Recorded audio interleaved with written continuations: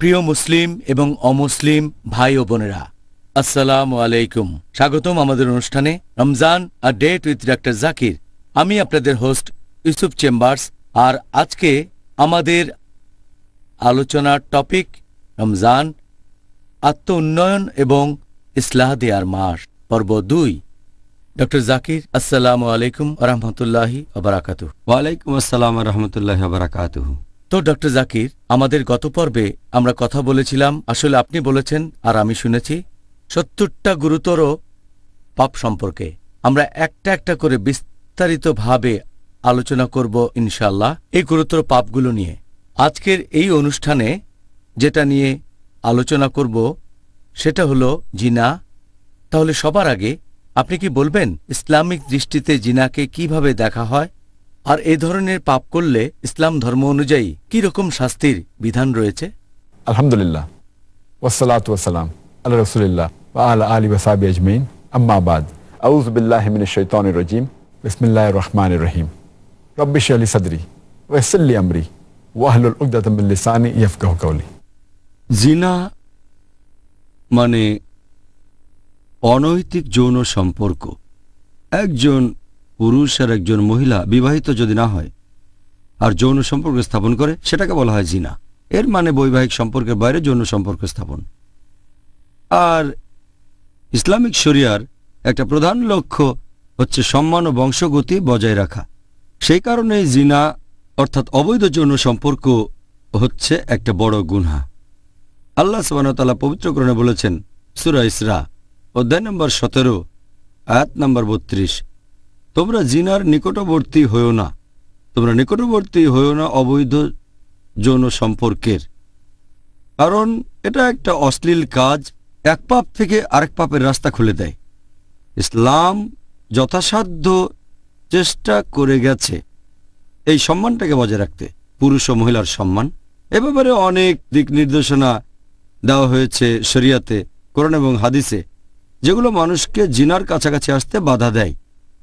1 নম্বর, হিজাবের ব্যবস্থা করা হয়েছে। আর মহিলাদের হিজাবের পাশাপাশি পুরুষদেরও হিজাব পালন করতে হবে। মহিলাদের ক্ষেত্রে তাদের পুরো শরীর ঢাকতে হবে। শরীরের যে অংশ দেখা যেতে পারে, মুখমণ্ডল আর হাতের কবজি পর্যন্ত, কিছু বিশেষজ্ঞ বলেন এগুলো ঢাকতে হবে।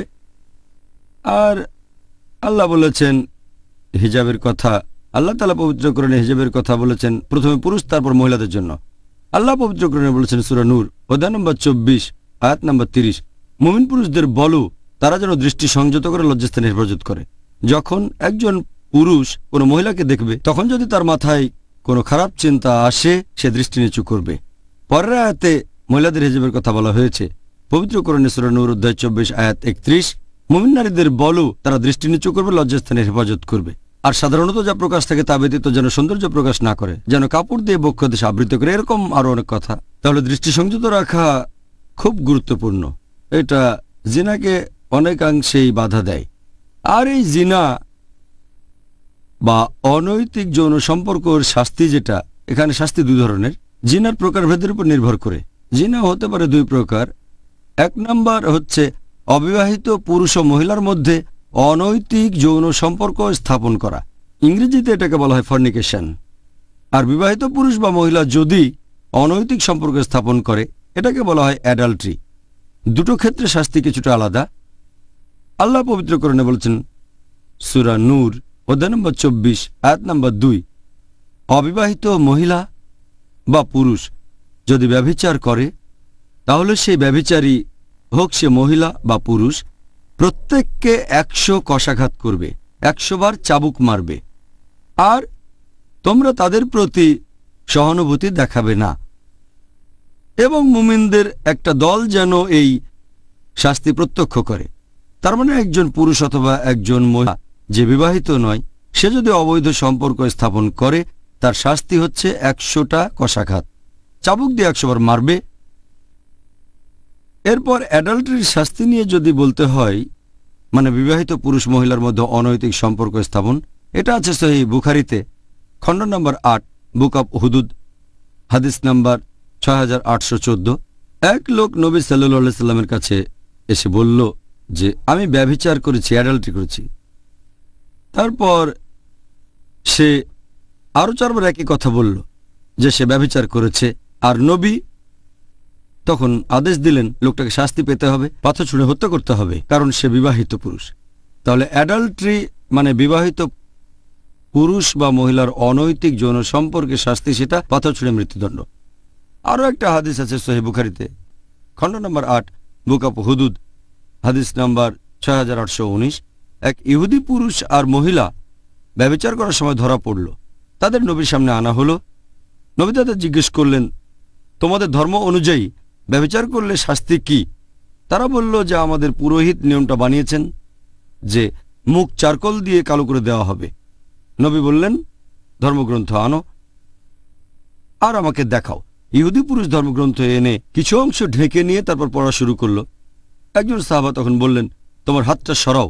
হাত সরালে দেখা গেল সেখানে লেখা আছে শাস্তি পাথর ছুঁড়ে মৃত্যুদণ্ড, যদি বিবাহিত পুরুষ বা মহিলা ব্যভিচার করে থাকে। তাহলে ইহুদি ধর্মগ্রন্থে, খ্রিস্টান ধর্মগ্রন্থে অ্যাডাল্ট্রি করলে তার শাস্তি হচ্ছে পাথর ছুঁড়ে মৃত্যুদণ্ড। তখন নবী আদেশ দিলেন যে এই ইহুদি পুরুষ আর মহিলা দুজনকেই পাথর ছুঁড়ে হত্যা করা হবে।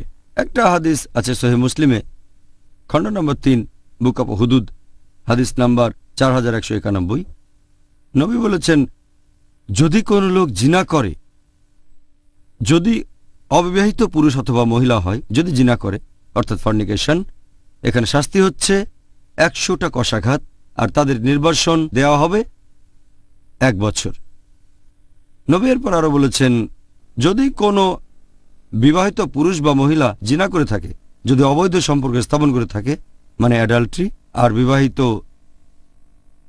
পুরুষ অথবা মহিলা হয়, সেখানে শাস্তি হচ্ছে 100 বার কশাঘাত করো, 100টা চাবুক মারো, তারপর পাথর ছুঁড়ে হত্যা করো।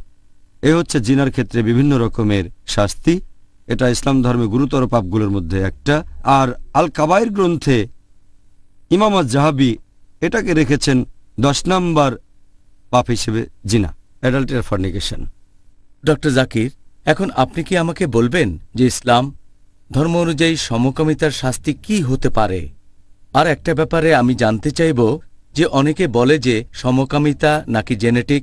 বিজ্ঞানীদের মধ্যে অনেকে এরকম কথা বলেন, আর যারা সমকামী তারা তখন মনে করে যে সমকামিতা করার একটা অধিকার তাদের আছে। কথাটা সঠিক? এটা কি জেনেটিক? আপনার মতামত কি? আপনি যদি ইসলামিক শরীয়ত অনুযায়ী কোনো শাস্তির কথা বলেন সমকামিতা প্রসঙ্গে, আল্লাহ পবিত্র কোরআনে বলেছেন, আর আমাদের নবীও অনেক হাদিসে এমন কথা বলেছেন সমকামিতা প্রসঙ্গে। আল্লাহ বলেছেন পবিত্র কোরআনে সূরা আরফ, অধ্যায় নম্বর 7, আয়াত নাম্বার 80, এছাড়াও আছে 81। আল্লাহ বলেছেন, এখানে লূত আলাইহিস সালামের সম্প্রদায়ের কথা আছে। আর লূত আলাইহিস সালাম তার লোকজনকে বলছেন যে তোমরা এমন কুকর্ম করছো যেটা তোমাদের আগে পৃথিবীতে আর কেউ করেনি। মানে তোমরা যে লাম্পট্য করছো, কুকর্ম করছো, এটা তোমাদের আগে পৃথিবীতে আর কেউ করেনি। আর কামতৃপ্তির জন্য কি নারীকে ছেড়ে পুরুষের কাছে যাও? মানে তোমরা কি পুরুষদের কামনা করছো? নারীকে ছেড়ে তোমরা কি পুরুষের প্রতি আকৃষ্ট? এ ধরনের কথা বলা হয়েছে সূরা আনকাবুত, অধ্যায় নম্বর 29, আয়াত 28-29। এখানে লূত আলাইহিস সালাম তার লোকজনকে বলছেন যে তোমরা তো এমন অশ্লীল কাজ করছো যেটা তোমাদের আগে এই পৃথিবীতে আর কেউ কখনো করেনি। তোমরা পুরুষে উপগত হচ্ছ আর রাহাজানি করছো। আবার সমকামিতার কথা বলছেন। আর আল্লাহ সব মানুষকে যে শাস্তি দিয়েছেন সেটা পবিত্র কোরআনে আছে সূরা হুদ, অধ্যায় নম্বর 11, আয়াত নম্বর 82। আল্লাহ বলেছেন যে তিনি সেই জনপদকে উল্টে দিলেন। লূত আলাইহিস সালামের 2টো শহর সদম আর গমোরা, আল্লাহ এই শহর দুটোকে উল্টে দিলেন। আর তাদের উপর বারবার বর্ষণ করা হলো পাথর আর কঙ্কর, ক্রমাগত বর্ষণ। এখন সমকামিতার দায়ে একজন মানুষের শাস্তির ব্যাপারে যদি বলতে হয়, এটা আছে সুনান আবু দাউদে, খণ্ড নম্বর 3, বুক অফ হুদুদ, হাদিস নাম্বার 4447। আমাদের নবী মুহাম্মদ সাল্লাল্লাহু আলাইহি ওয়াসাল্লাম বলেছেন, তোমাদের যদি কেউ লূত আলাইহিস সালামের লোকদের মতো পাপ করে তাকে মৃত্যুদণ্ড দেওয়া হবে। যে লোকটা এটা করে আর যার সাথে করা হয়, তাহলে সমকামিতা ইসলাম ধর্মে নিষিদ্ধ, আর সমকামিতার জন্য শাস্তি হচ্ছে মৃত্যুদণ্ড। এবার আপনার প্রশ্নের দ্বিতীয় অংশটা নিয়ে বলি যে এই সমকামিতা জেনেটিক কিনা। এরকম একটা রিসার্চ করা হয়েছিল প্রায় 15-20 বছর আগে, 90-এর প্রথম দিকে। সেখানে একদল বিজ্ঞানী ছিলেন যারা বলেছিলেন যে সমকামিতা হচ্ছে জেনেটিক।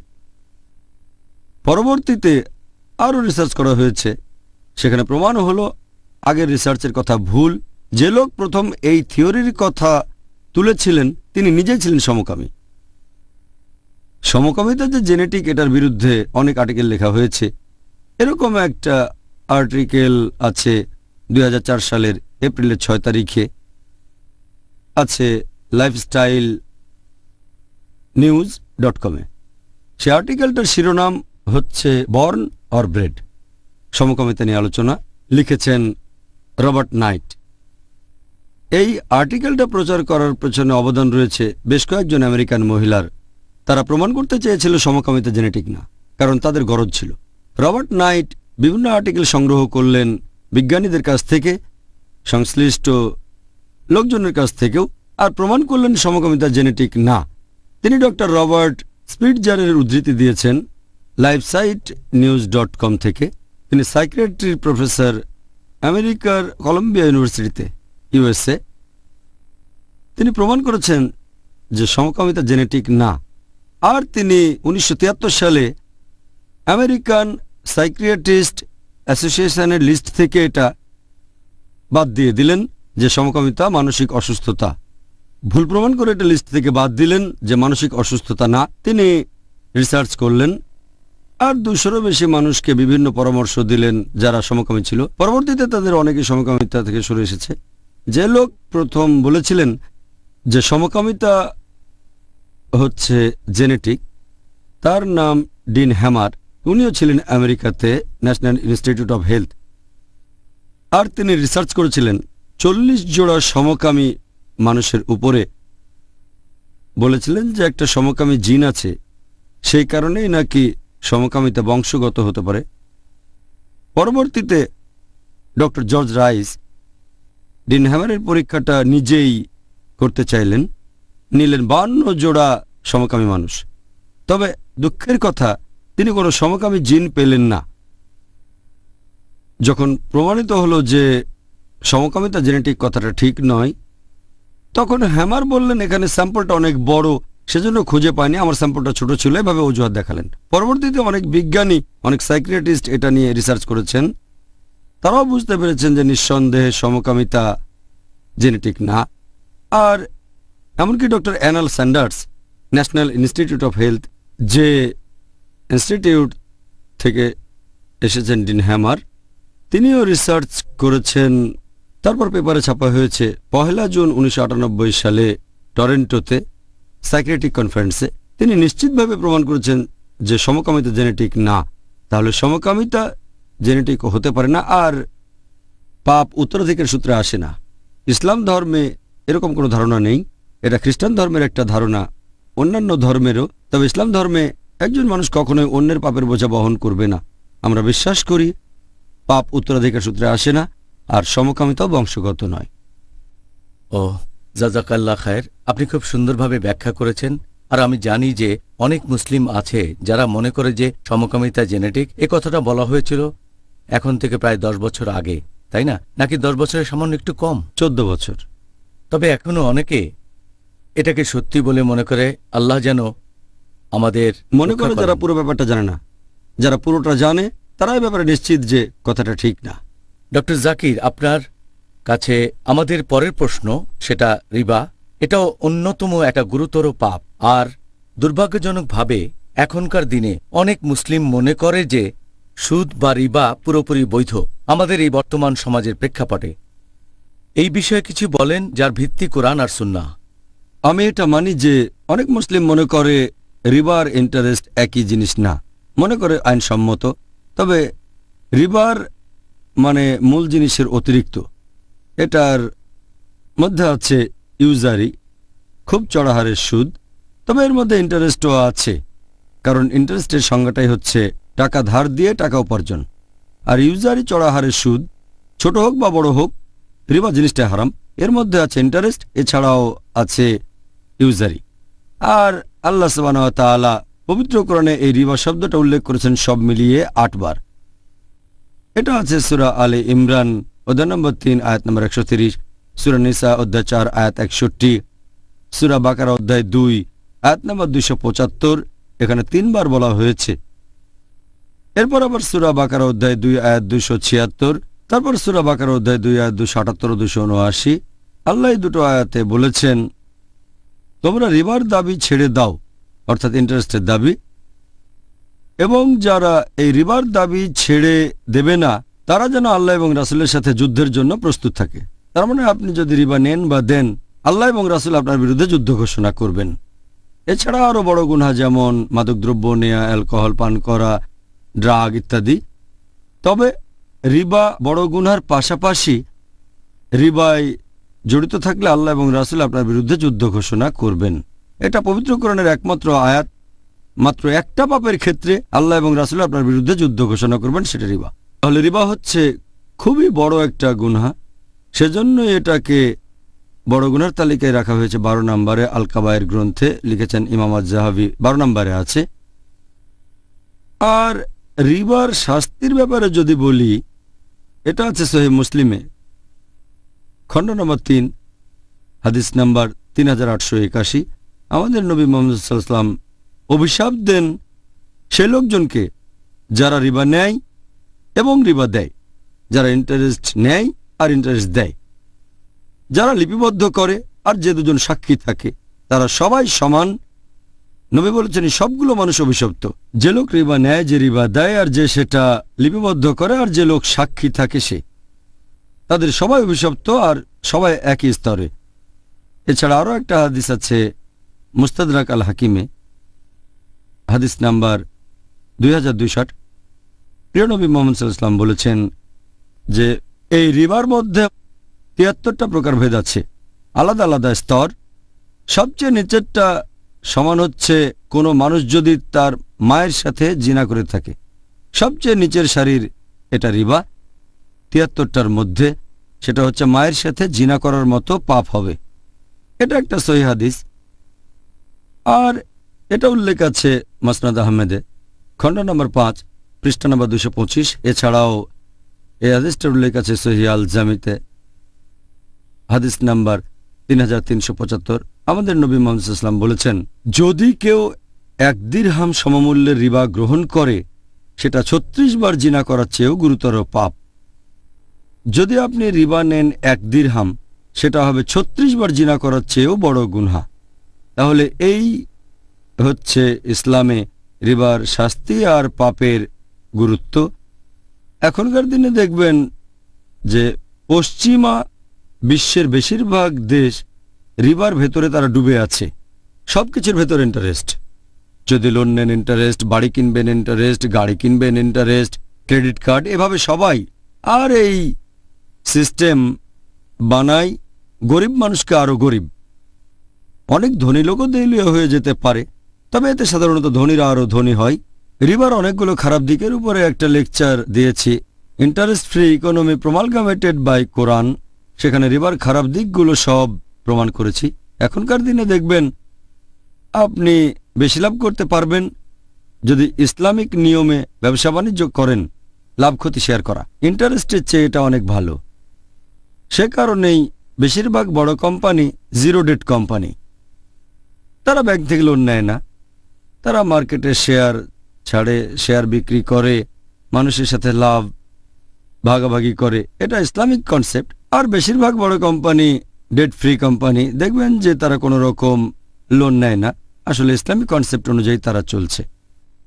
আল্লাহ তাআলা আমাদের সামর্থ্য দিন, আমরা সবাই যেন ইসলামিক কনসেপ্ট অনুযায়ী চলতে পারি, রিবা থেকে বিরত থাকতে পারি, যেটাকে বলা হয় ইন্টারেস্ট বা সুদ। এবারে রিবার প্রসঙ্গে প্রথম প্রশ্নটা নিয়ে আলোচনা করি। এটার কি অনুমতি আছে যে একজন মুসলিম তার সঞ্চিত টাকা জমা রাখলো একটা ইন্টারেস্ট বিয়ারিং অ্যাকাউন্টে অথবা ব্যাংকে, যাতে সেটা নিরাপদ থাকে? এখন সেই মুসলিম এখান থেকে যে ইন্টারেস্ট বা সুদ পাচ্ছে সেটা কি দান করতে পারে? বেশিরভাগ বিশেষজ্ঞ বলেন যদি জবরদস্তি করা হয়, হয়তো কোনো অমুসলিম দেশে আছেন আর নিরাপত্তার খাতিরে আপনি প্রচলিত ব্যাংকে ইন্টারেস্ট বিয়ারিং অ্যাকাউন্টে টাকা রাখতে পারেন, তবে এখানে ইন্টারেস্টের যে টাকাটা সেটা দান করবেন আল্লাহর কাছে পুরস্কার লাভের আশা না করে, কারণ এটা হারাম। বেশিরভাগ বিশেষজ্ঞ বলেন, তবে ব্যক্তিগতভাবে আমি একমত নই। আমার মত হচ্ছে, আমি এখানে শেখ ওতাইমের সাথে একমত। তিনি বলেছেন যে এই কাজটাও নিষিদ্ধ, কারণ কোরআন বলছে না যে সুদের টাকা ব্যবহার করো না। কোরআন যদি বলতো সুদের টাকা ব্যবহার করো না, তাহলে সিদ্ধান্তটা ঠিক হতো। কোরআন বলছে রিবায় জড়িত হয়েও না, নেবেও না, দেবেও না। দান করতে গেলে তো ব্যাংক থেকে রিবা নিতে হবে, সেজন্য আমি একমত না। যদি আপনি রিবা বন্ধ করতে চান, তাহলে সিস্টেমটাই বন্ধ করতে হবে। বলতে পারবো না যে নিরাপত্তার জন্য রাখলাম, ইন্টারেস্টের টাকা দান করে দেব। পরোক্ষভাবে তাদের উৎসাহিত করছেন, কারণ যখনই একটা অ্যাকাউন্ট খুলবেন যেটাতে ইন্টারেস্ট আছে, আপনি সাইন করে তাদের জানিয়ে দিচ্ছেন যে আমি এই ইন্টারেস্টের নিয়মটা মেনে নিচ্ছি। এই কাজটাও পাপ। আল্লাহ আপনাকে অভিশাপ দেবেন, আল্লাহ এবং রাসূল যুদ্ধ ঘোষণা করবেন আপনার বিরুদ্ধে। আর আমি এই লোকজনকে প্রশ্ন করব যারা বলে যে ইন্টারেস্টের টাকা আপনি দান করে দিতে পারেন। ধরেন আমি মাদকদ্রব্যের ব্যবসা করি, ধরেন কোকেন, তারপর ব্রাউন সুগার, আর ধরেন ইনভেস্ট করেছি $1 মিলিয়ন, আর প্রত্যেক মাসে $1 বিলিয়ন লাভ করলাম, এবং লাভের টাকাটা আমি দান করে দিলাম গরিব মানুষের মাঝে। এটার কি অনুমতি আছে? তারা বলবে না, হারাম। কেন? কারণ কোকেন বিক্রি করা, ব্রাউন সুগার, এগুলো হারাম। এখন কোকেন, ব্রাউন সুগার ইত্যাদি বিক্রি করা যদি হারাম, রিবা আরো বড় হারাম। কারণ যদি রিবাতে জড়িত থাকেন, আল্লাহ এবং রাসূল আপনার বিরুদ্ধে যুদ্ধ ঘোষণা করবেন। যখন ব্যাংকে দিচ্ছেন পারমিশন, তারা ইন্টারেস্টে আপনার সাথে লেনদেন করবে, এটা অনেক বড় গুনাহ। তাহলে ছোট গুনার বেলা তো একই রকম হবে। সেজন্য আমি একমত নই। যদি তারা নিরাপত্তার জন্য ব্যাংকে টাকা রাখে, তাহলে তো সেটা রাখতে পারে কোনো ইসলামিক ব্যাংকে, অথবা শেষ উপায় হিসেবে টাকা রাখতে পারেন কারেন্ট অ্যাকাউন্টে। এমন কিছু অ্যাকাউন্ট আছে ব্যাংকে যেখানে কোনো ইন্টারেস্ট বা সুদ দেওয়া হয় না, এটাকে বলা হয় কারেন্ট অ্যাকাউন্ট। এই অ্যাকাউন্টে কোনো সুদ নেই। শেষ উপায় হিসেবে এখানে রাখতে পারেন, তবে শুধু সেই টাকাটাই রাখেন যেটা রোলিং করা প্রয়োজন। কারণ বিভিন্ন দেশে এমন নিয়ম আছে, যেমন ভারতে, ইংল্যান্ডে, যেখানে চেকের মাধ্যমে লেনদেন হয়। যদি আপনি ব্যবসায়ী হন, তাহলে অ্যাকাউন্টে সেই টাকা রাখেন যেটা রোলিং করা প্রয়োজন। বাকিটা ইনভেস্ট করতে পারেন প্রপার্টি, রিয়েল এস্টেট, স্টক ইত্যাদিতে। আর যদি নিরাপদে রাখতে চান, তাহলে ব্যাংকে একটা লকার ভাড়া নিয়ে সেখানে টাকাটা রেখে দেন। জানি এটা বোকামি, তারপরও রিবাতে খাটানোর চেয়ে এটা অনেক ভালো। অন্তত আল্লাহ রাসূলের কাছে নিরাপদে থাকবেন, না হলে আপনার বিরুদ্ধে যুদ্ধ ঘোষণা করা হবে। শেষ উপায় হিসেবে যদি শুধু নিরাপত্তার কথা ভাবেন, লকার ভাড়া নেন। হয়তো মাসে কয়েকশো টাকা বা বছরে 1000 খানেকের মতো লাগতে পারে, অথবা ইংল্যান্ডে হলে কয়েক পাউন্ড লাগবে। লকার ভাড়া নেন, সেখানে টাকাটা রেখে দেন। সরকারকে জানাতে পারেন, সমস্যা নেই, টাকাটা সেখানে রাখেন। যদি নিরাপত্তা চান আপনি, তবে নিলেন রিবা। আর যদি দানও করে দেন, এভাবে রিবার সিস্টেমকে উৎসাহিত করছেন। আমি বলবো যে এটাও হারাম। হ্যাঁ, আর এখন আমাদের ইংল্যান্ডও আলহামদুলিল্লাহ এরকম কিছু ব্যাংক চালু হয়েছে। আমি দোয়া করছি আল্লাহ সুবহানাহু ওয়া তাআলা আমাদের সাহায্য করুন, এরকম অর্গানাইজেশন যেন আরো হয় যারা সুদমুক্ত। আমি আল্লাহ সুবহানাহু ওয়া তাআলার কাছে দোয়া করছি এই অর্গানাইজেশনগুলো যেন সরল পথে থাকে। আমিন।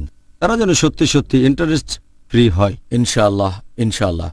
এবার যে বিষয়টা নিয়ে আপনাকে প্রশ্ন করতে চাচ্ছি ডক্টর জাকির, সেটার প্রসঙ্গ অ্যালকোহল। ইসলাম ধর্ম অ্যালকোহল সম্পর্কে কি বলছে? এটা কি পুরোপুরি নিষিদ্ধ? আল্লাহ পবিত্র কোরআনে বলেছেন, সূরা মাইদা অধ্যায় নম্বর 5 আয়াত নম্বর 90, ইয়া আইয়ুহাল্লাযিনা আমানু হে মুমিনগণ, ইন্নামাল খামরু ওয়াল মাইসিরু নিশ্চয়ই মদ পান করা ও জুয়া খেলা, ওয়াল আনসাবু ওয়াল আজলামু মূর্তি পূজার বেদী ও ভাগ্য নির্ণায়ক স্বর, রিজসুম মিন আমালি শাইতান এগুলো সব শয়তানের কাজ। ফাজতানিবু লাকুম তুফলিহুন। এগুলো থেকে বিরত থাকো যেন সফল হতে পারো। আল্লাহ বলেছেন এটা রিজসুম মিন আমালি শাইতান, এটা শয়তানের কাজ, এগুলো থেকে বিরত থাকো যেন সফল হতে পারো।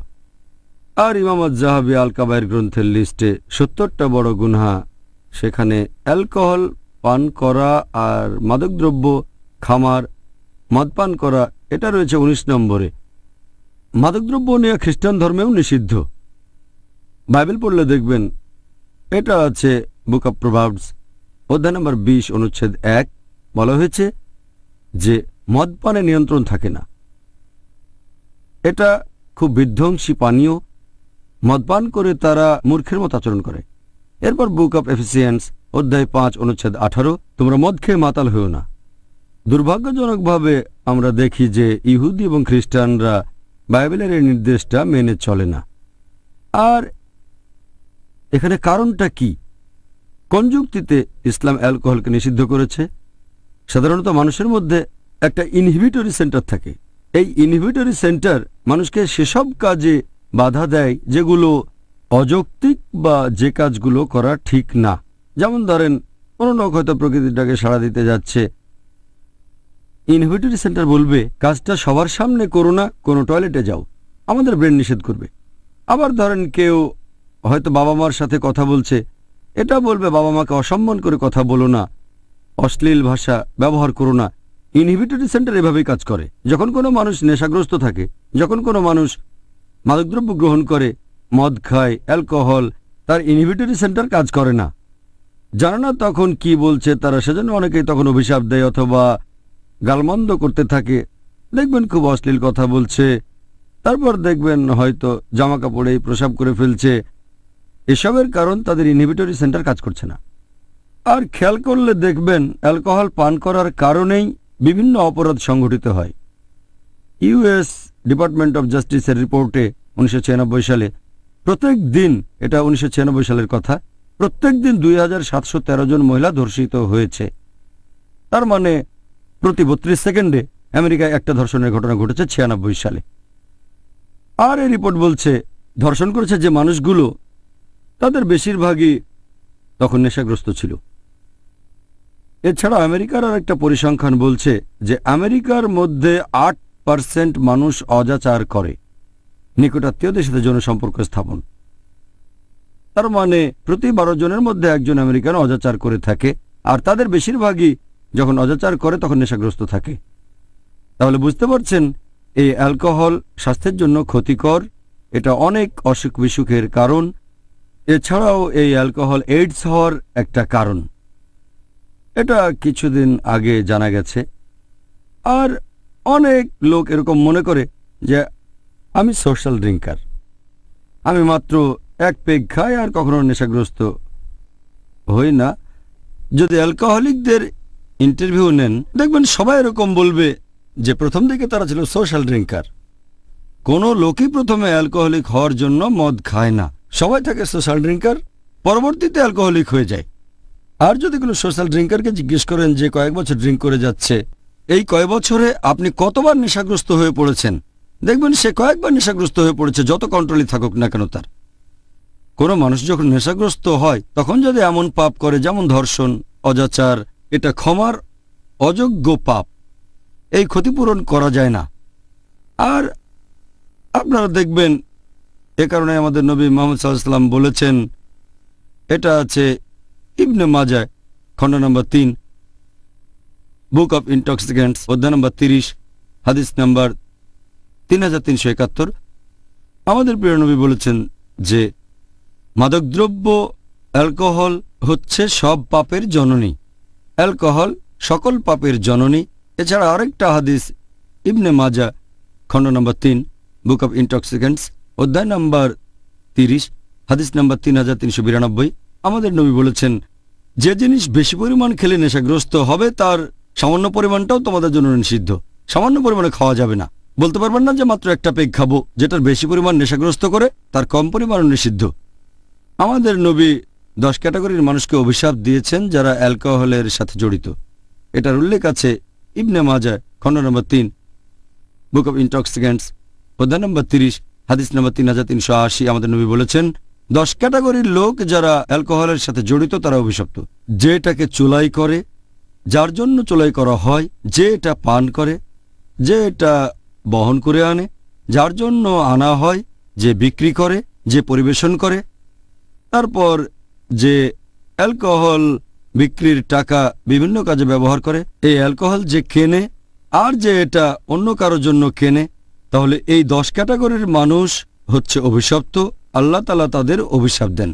আর অ্যালকোহল পান করলে একজন মানুষের বিভিন্ন রকম অসুখ হতে পারে তার শরীরে। আর বর্তমানে অ্যালকোহল পৃথিবী জুড়ে মানুষের মৃত্যুর অন্যতম একটা প্রধান কারণ বলে ধরা হয়। এখনকার বিজ্ঞান আমাদের বলে, আর আপনারা হয়তো জানেন, অ্যালকোহলের কারণে অনেক রোগ হতে পারে। সবচেয়ে কমন হচ্ছে লিভার সিরোসিস। যদি কেউ অ্যালকোহলিক হয় তার লিভার সিরোসিস হওয়ার সম্ভাবনা বেশি থাকে। এছাড়া ক্যান্সারও হতে পারে ইসোফেগাসে, কিংবা মাথায় বা কাঁধে। ক্যান্সার হতে পারে পেটে, অথবা হবে লিভারে, অথবা হতে পারে গ্যাস্ট্রাইটিস, তারও হতে পারে ইসোফেজাইটিস, প্যানক্রিয়াটাইটিস, হেপাটাইটিস। যে লোক অ্যালকোহল পান করে থাকে তার সম্ভাবনা বেশি থাকে। তার হতে পারে কার্ডিওমায়োপ্যাথি, হতে পারে অ্যাঞ্জাইনা, হার্ট অ্যাটাক, অ্যাথেরোস্ক্লেরোসিস, অথবা তার হতে পারে স্ট্রোক, অ্যাপোপ্লেক্সি, অজ্ঞান হওয়া। নিয়মিত অ্যালকোহল খেলে এই সম্ভাবনা বেশি থাকে যে সেই লোকের তখন হতে পারে, যেমন ধরেন কর্টিক্যাল নিউরোপ্যাথি, সেরেব্রাল নিউরোপ্যাথি, অথবা হতে পারে পেরিফেরাল নিউরোমা। এরকম বিভিন্ন রকম রোগ হতে পারে কেউ যদি অ্যালকোহল পান করে বা মদ পান করে থাকে। বিভিন্ন, যেমন ধরেন ওয়েরনিক-কর্সাকফ সিনড্রোম। এই রোগে মানুষ নতুন স্মৃতিগুলো ভুলে যায় আর পুরনো স্মৃতিগুলো মনে পড়ে। এটা থায়ামিনের স্বল্পতার কারণে। যে লোক অ্যালকোহল পান করে তার হতে পারে ডেলিরিয়াম ট্রেমেন্স, এটার সাথে অ্যালকোহলের সম্পর্ক আছে। অথবা তার হতে পারে প্যালাগ্রা, হতে পারে চর্মরোগ। যে নিয়মিতভাবে অ্যালকোহল পান করে থাকে তখন সম্ভাবনা বেশি যে তার হতে পারে এন্ডোক্রিন ডিসঅর্ডার, যেমন মিক্সোডার্মা, হাইপারথাইরয়েডিজম। তার হতে পারে হেমাটোলজিক্যাল ডিসঅর্ডার, যেমন মাইক্রোসাইটিক অ্যানিমিয়া, হতে পারে জন্ডিস, অথবা হতে পারে থ্রম্বোসাইটোপেনিয়া, হতে পারে প্ল্যাটেলেট ডিসঅর্ডার।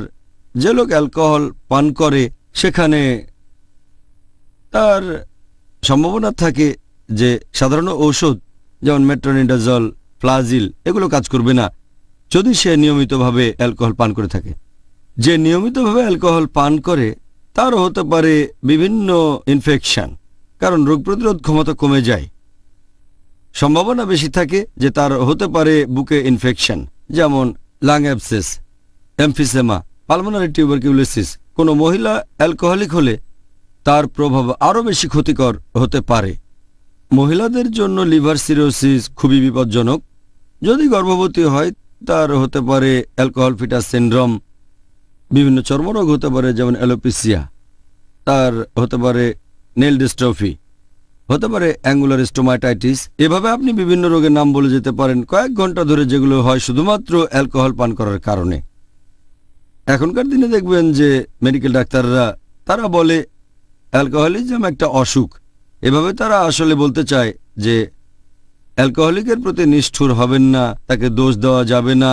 অ্যালকোহলিজম একটা অসুখ। যদি অ্যালকোহলিজম অসুখ হয়ে থাকে, এটাই একমাত্র অসুখ যেটা বোতলে ভরে বিক্রি হয়।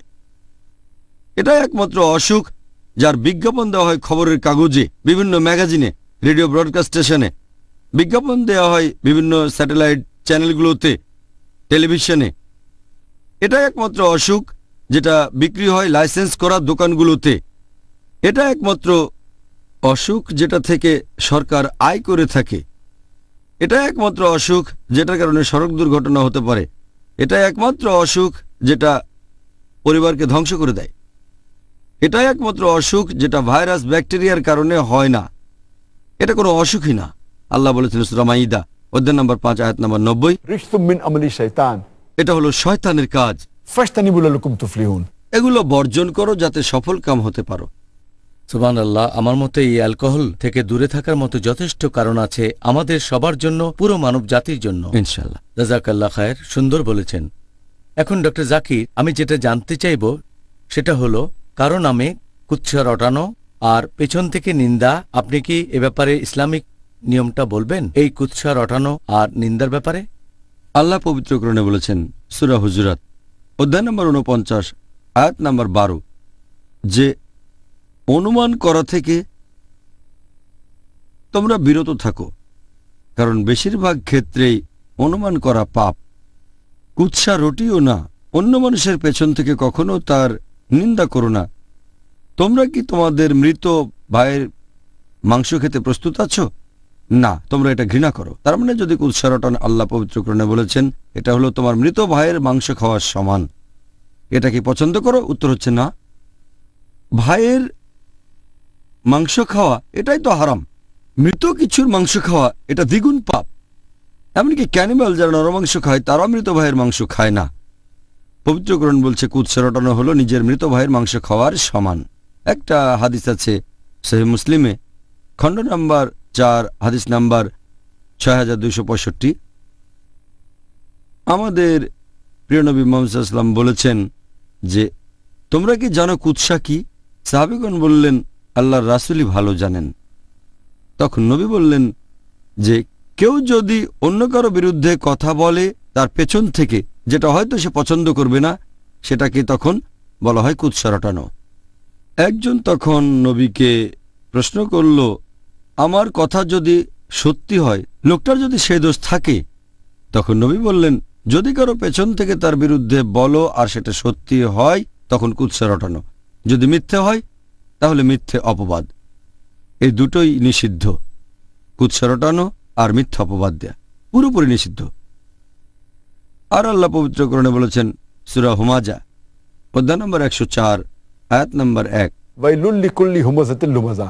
দুর্ভোগ তাদের যারা পেছনে আর সামনে মানুষের নিন্দা করে। এছাড়াও একটা হাদিস, এটা আছে সহিহ বুখারীতে, খণ্ড নম্বর 1, বুক অব অজু, হাদিস নাম্বার 216। মুহাম্মদ সাল্লাল্লাহু আলাইহি ওয়াসাল্লাম একদিন গোরস্থানের পাশ দিয়ে যাচ্ছিলেন। তখন তিনি শুনলেন যে দুজন মুসলিম কাঁদছে আর আর্তনাদ করছে, কারণ তারা তখন কবরের ভেতর শাস্তি পাচ্ছে। নবী বললেন যে তোমরা কি জানো কি কারণে এই শাস্তি পাচ্ছে? সাহাবীগণ বললেন না। নবী বললেন একজন কখনোই তার প্রস্রাবের ব্যাপারে সচেতন থাকতো না, প্রস্রাব করার পরে নিজেকে পরিষ্কার করা উচিত, সাবধান থাকা উচিত। আর অন্যজন সবসময় মানুষের মধ্যে শত্রুতা বাঁধিয়ে দিত। তাহলে পবিত্র কোরআন এবং সহিহ হাদিস অনুযায়ী কুৎসা রটানো আর মিথ্যা অপবাদ দেয়া দুটোই নিষিদ্ধ। আচ্ছা, আপনাকে অনেক ধন্যবাদ ডক্টর জাকির। এবারের প্রসঙ্গ পোশাকের নিচের অংশ, পুরুষদের পোশাক। পুরুষদের জন্য টাকনুর নিচে পোশাক পরা এটা কি পুরোপুরি হারাম? টাকনুর নিচে পোশাক পরা, যদিও সেই লোক হয়তো গর্ব বা ঔদ্ধত্য দেখানোর জন্য সেভাবে পড়েনি। এখানে আরবি শব্দটা যখন পোশাকের নিচের অংশ টাকনুর নিচে চলে যায় তখন সেটা ইসবাল। এটা পোশাকের নিচের অংশ, হয়তো প্যান্ট অথবা পাজামা, পাঞ্জাবি, যদি টাকনুর নিচে থাকে সেটাকে বলা হয় ইসবাল। পোশাকটা নিচে টাচ করলে হয়তো মেঝে পরিষ্কার করবে, এই সব কিছুই হচ্ছে পাপ। আর দুর্ভাগ্যজনকভাবে আমরা দেখি অনেক মুসলিম, বেশিরভাগ মুসলিমই, তারা এই গুরুতর পাপের ব্যাপারে কোনো গুরুত্ব দেয় না, মনে করে এতে কোনো সমস্যা নেই। বেশিরভাগ মুসলিম প্যান্ট পরে গোড়ালির নিচে, অনেকে প্যান্ট তখন টাচ করে মেঝে, অনেকের আবার মেঝে ঝাড়ু দিয়ে বেড়ায়। এটা আছে সহিহ বুখারীতে, খণ্ড নম্বর 7, বুক অব ড্রেস, হাদিস নাম্বার 5787। প্রিয় নবী মুহাম্মদ সাল্লাল্লাহু আলাইহি ওয়াসাল্লাম বলেছেন পোশাকের যে অংশ টাকনুর নিচে চলে যায় সে অংশটা দোজখের আগুনে জ্বলবে। পোশাকের নিচের অংশ হোক প্যান্ট বা অন্য কিছু, সেটা যদি টাকনুর নিচে চলে যায় তাহলে সেই অংশটা দোজখের আগুনে জ্বলবে। এছাড়া আরেকটা হাদিস আছে সহিহ বুখারীতে, খণ্ড নম্বর 7, বুক অব ড্রেস, হাদিস নাম্বার 5788। আমাদের নবী মুহাম্মদ সাল্লাল্লাহু আলাইহি ওয়াসাল্লাম বলেছেন যে আল্লাহ সেই লোকের দিকে তাকাবেন না পুনরুত্থানের দিনে যে লোক তার পোশাক পরে টাকনুর নিচে আর সেটা নিয়ে গর্ব করে। তাহলে টাকনুর নিচে পোশাক পরা এটা নিষিদ্ধ একেবারে। এটা হলো গর্ব আর ঔদ্ধত্যের লক্ষণ। একজন মানুষ এটা নিয়ে গর্ব করুক বা না করুক এটা হারাম। আর এটা আছে সুনান আবু দাউদে, খণ্ড নম্বর 3, বুক অব ড্রেস, হাদিস নাম্বার 4083।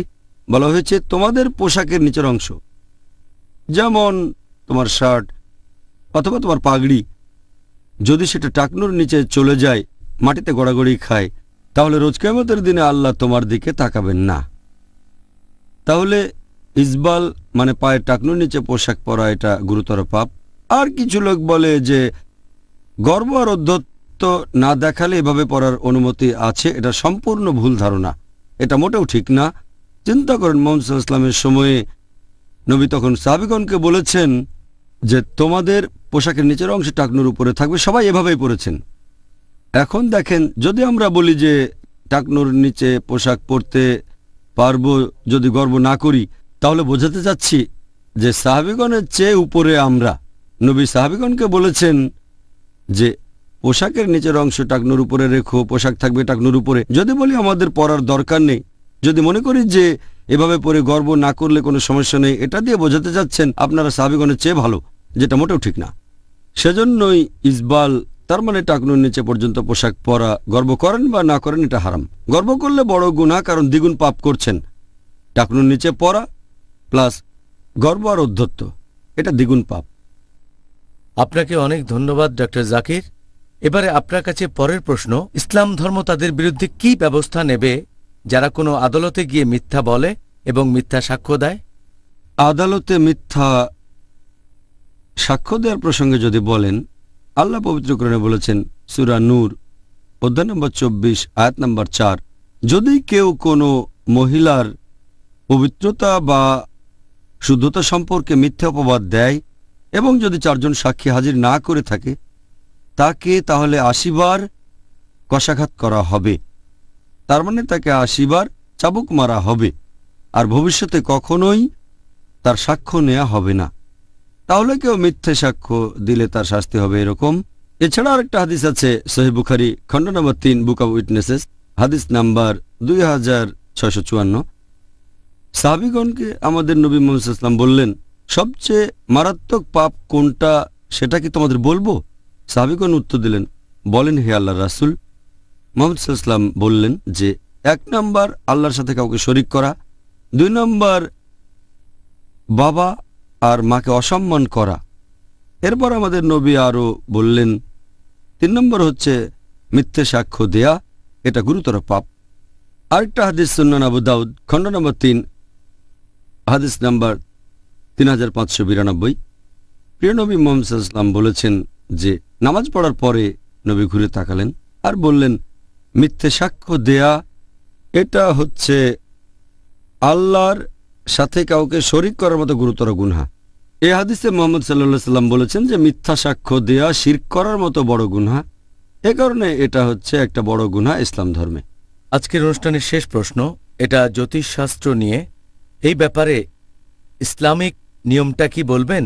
যদি কোনো লোক এই জ্যোতিষশাস্ত্র বা রাশিফল এগুলো নিজের সাথে মিলিয়ে দেখে, হতে পারে প্রত্যেক দিন অথবা প্রতি সপ্তাহে একদিন।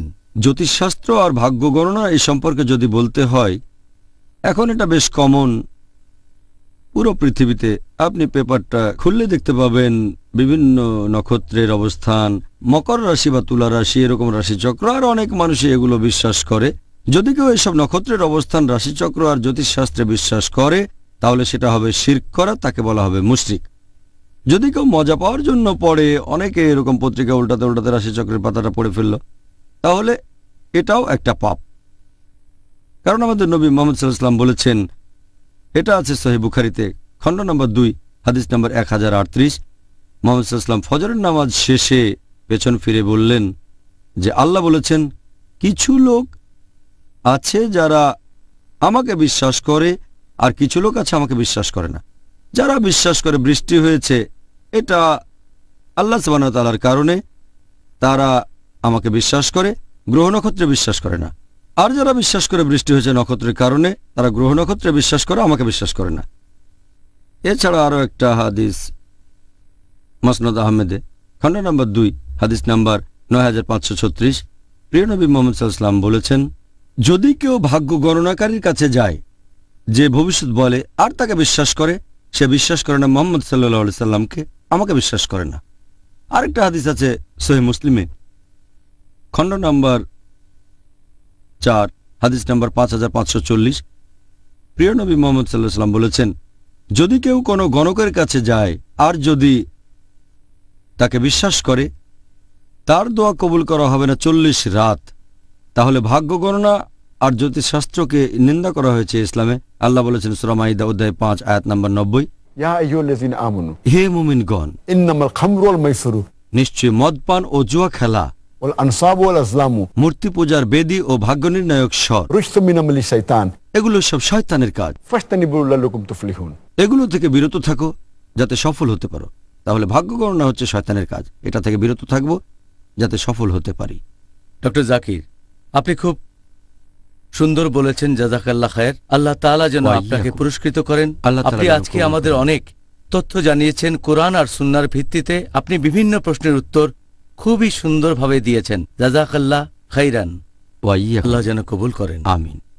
ভাই ও বোনেরা, আশা করি আপনারাও মানবেন, আমরা যে তথ্যগুলো জানতে পেরেছি, যেগুলো অর্জন করেছি গত 2টা পর্বে, যার টপিক রমজান, উন্নয়ন ও ইসলাহ দেয়ার মাস, সেগুলো খুবই মূল্যবান। এখন পবিত্র রমজান মাসের আর 8 দিনের মতো বাকি আছে। আমি অনুরোধ করব, আপনারা আমাদের অনুষ্ঠান থেকে যা কিছু শিখেছেন, মূল্যবান যেসব তথ্য জানতে পেরেছেন, সেগুলো প্রয়োগ করবেন যত তাড়াতাড়ি সম্ভব ইনশাআল্লাহ।